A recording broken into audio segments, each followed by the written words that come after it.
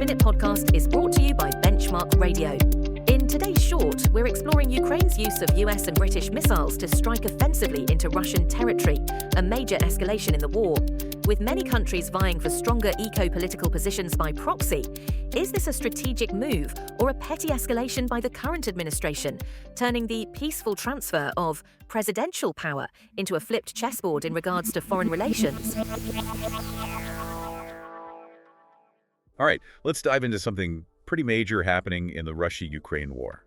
We're talking long-range missiles hitting targets inside Russia. Yeah, A potential turning point that's got everyone talking.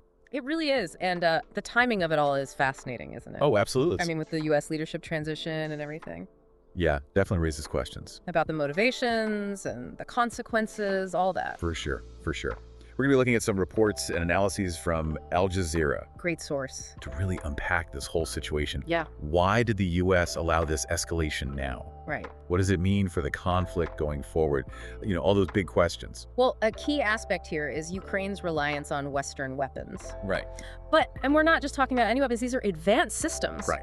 Like the U.S. supplied 8 ICMS and the UK made Storm Shadows. Yeah. These can strike deep inside Russia. And they are being used. We're seeing it. Exactly. An ATAT CMS missile hit a weapons depot in Bryansk.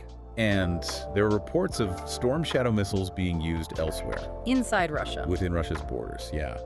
This is a big change from earlier in the conflict. Huge. You know, there was a lot of concern, especially from the U.S., about giving Ukraine weapons that could reach into Russia. Yeah, I mean, the fear was Right. that it would provoke a major escalation from Russia. Right. But those concerns, I guess, they've shifted, which is a big deal. It's a big deal. So what caused this change in policy? Why now? Well, the timing is interesting for sure. Right. Coming right after the U.S. election. Right. A new administration getting ready to take over. Right. It kind of suggests a strategic calculation from both sides, doesn't it? Yeah. Ukraine might be trying to show they can hit back hard, Right. strengthen their position before any peace talks. Right. You know? And from the U.S. side, Yeah. maybe it's a way to bolster Ukraine's defenses, deter Russia, Right. especially with all the uncertainty around the new administration and their stance on the conflict. Exactly. It just adds another layer of complexity to an already complex situation. Speaking of complex, Al Jazeera reports that Russia has responded to these strikes, Right. calling them a severe escalation. Strong words. Yeah. They've even closed several embassies in Kyiv, Oh, wow. including the U.S. embassy. Okay. They say there's a threat of a major airstrike. Yeah, it's classic, isn't it? What do you mean? I mean, using strong rhetoric, symbolic actions Right. to project strength and create uncertainty. Right, a show of force. Exactly, but it also raises the stakes. Oh, for sure. Russia has shown they're willing to escalate, so these Yeah. threats can't be ignored. No, absolutely not. And Ukraine's not backing down either. What are they saying? Their military intelligence is calling the embassy closures a psychological operation by Russia. Interesting. It's like a war of nerves as much as a war of weapons now. That's a good point. It's not just about the physical battlefield anymore. It's about perception, morale, and international support. Both sides are fighting for the upper hand in the court of public opinion. Absolutely. It's a whole other battleground. And as this is all happening, Al Jazeera also reports the U.S. just announced a new $275 million military aid package for Ukraine. Oh, wow, so they're still backing them. It seems so. It includes ammunition for HIMARS, artillery shells, Javelin missiles. So even with the transition, the current administration is showing its support. Yeah, definitely sending a message there. But there's another development that's really got me thinking. Okay, I'm listening. Al Jazeera's defense editor confirmed North Korean troops are in Russia. What? North Korean troops? Yeah, up to 10,000 soldiers, Wow. including generals, reportedly traveled to the Kursk region. Okay, that borders Ukraine. It does, This adds a whole other layer to this whole situation. doesn't it? Why would North Korea get involved in this? They're pretty isolated. What does this mean for the balance of power? Well, according to Al Jazeera, it looks like North Korea is providing manpower to help Russia. Makes sense, but why would they do that? What's in it for them? That's the question, isn't it? It's got to be a few things, right? Like what? Maybe strengthening ties with Russia, Right. both ideologically and strategically. Okay. They could also be looking for financial or military aid in return. Yeah, that's possible. It's a strange alliance for sure. It is. It is. But it could have a big impact on the battlefield. Oh, absolutely. Especially with Russia facing so many casualties, Right. potential manpower shortages. 10,000 troops, Yeah. even if we don't know their capabilities. Right. That could really bolster their forces. For sure. Prolong the conflict. And it adds unpredictability. Oh, yeah. How will these North Korean troops perform? Right. Will they be disciplined? Right. Or will they make things even more volatile? Yeah. Definitely something to keep an eye on. For sure. Speaking of unpredictable, let's talk about landmines. Oh, okay. Al Jazeera reported on the Biden administration's decision to provide anti-personnel landmines to Ukraine.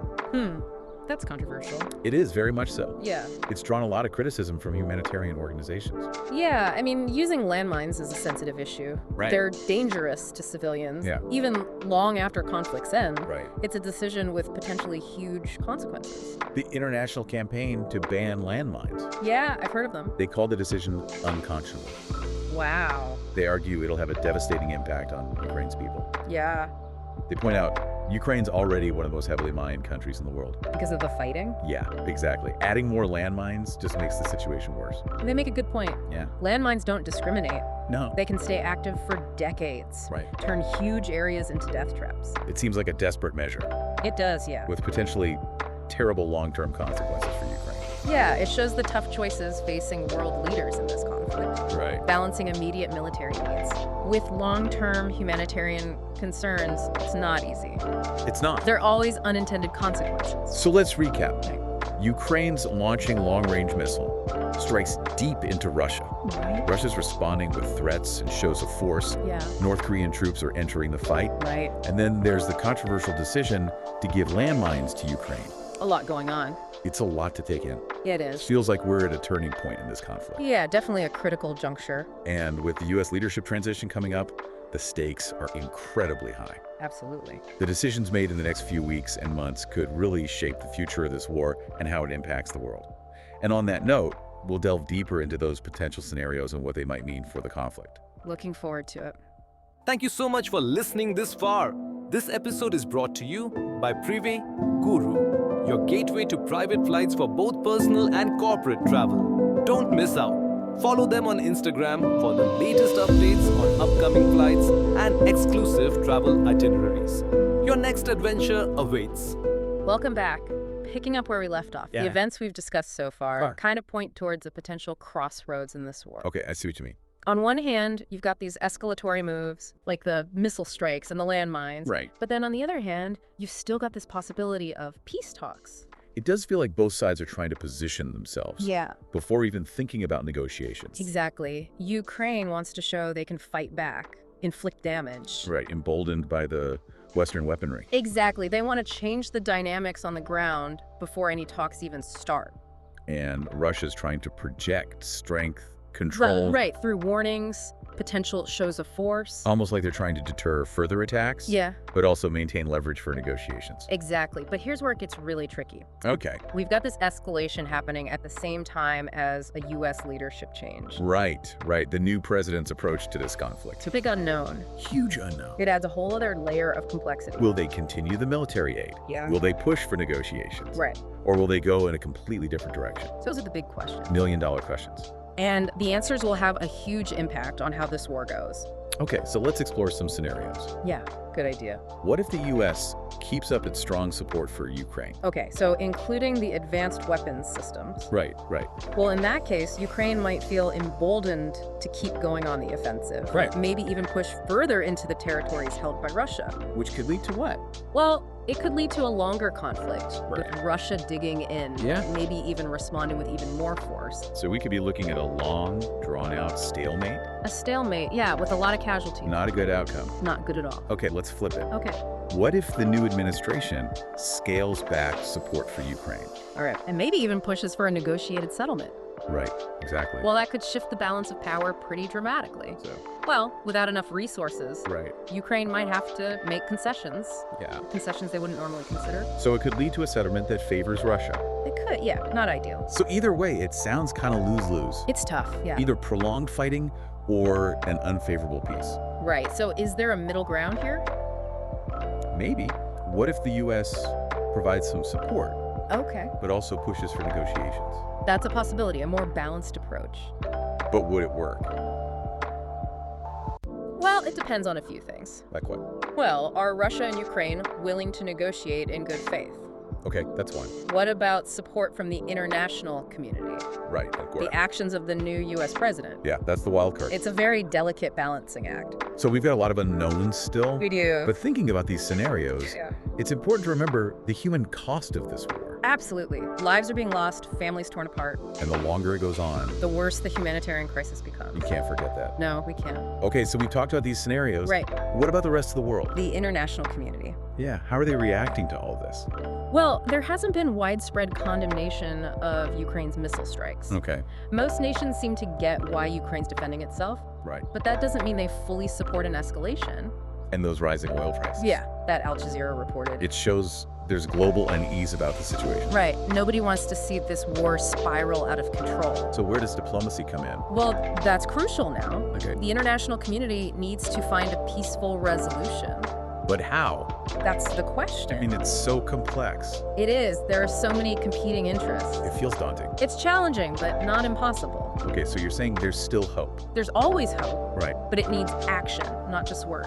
What kind of action? Well, facilitating dialogue between Russia and Ukraine, Okay. providing humanitarian aid, Right. maybe even sanctions on those fueling the conflict. What about the U.S.? Yeah, the new administration. What can they do to de-escalate? Well, the U.S. is in a key position here. Right.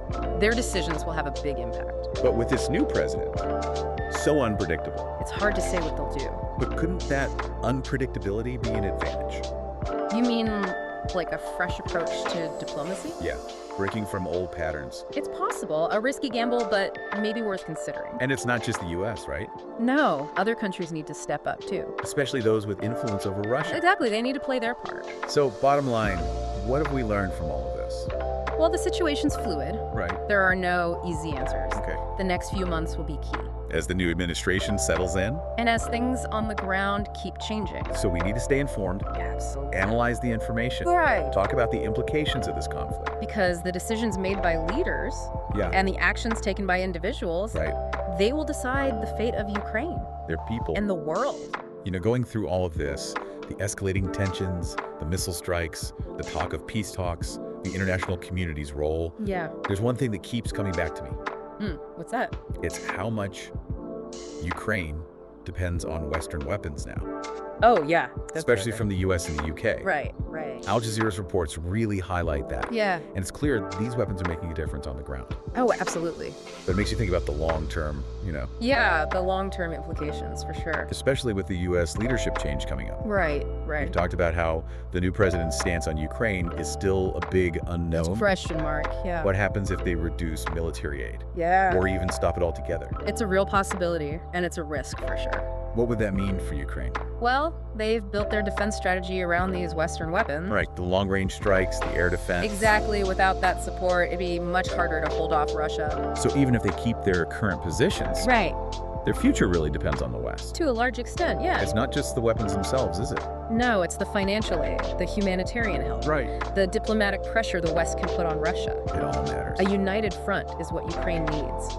That's a sobering thought. Their fate's kind of tied to the decisions of others. In a way, yeah, it's the nature of global politics.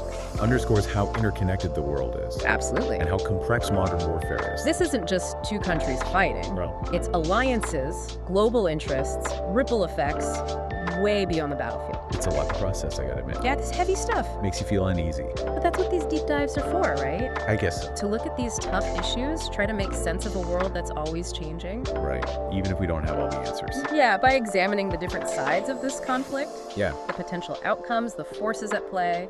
We get a better understanding of what we're facing. Exactly, and hopefully that helps us make better decisions Informed decisions, yeah. in our own lives and on a bigger scale. Knowledge is power, as they say. It really is, especially now with so much information out there. We need to be critical. Think about what we're seeing and hearing, Have these conversations, you know? about the things that matter. Well said. Well, I think that about wraps up this deep dive. Yeah, we covered a lot. But before we go, I want to leave our listeners with something to think about. Okay, fire away. We've talked about the conflict, the peace talks, the international community. But what about the Ukrainian people? You're right. Their voices seem to be missing from the discussion. It's easy to get caught up in the big picture. Right. The geopolitics, the strategies, There are real people at the heart of this. people whose lives are on the line. Exactly. So as we keep following this story, Yeah. let's not forget that human side. It's important. Let's listen to the Ukrainians themselves. Their experiences, their perspectives. Their hopes, their fears They can tell us so much. about the true cost of war. And why we need peace. A powerful thought to end on. It is. Thanks for joining us on this journey.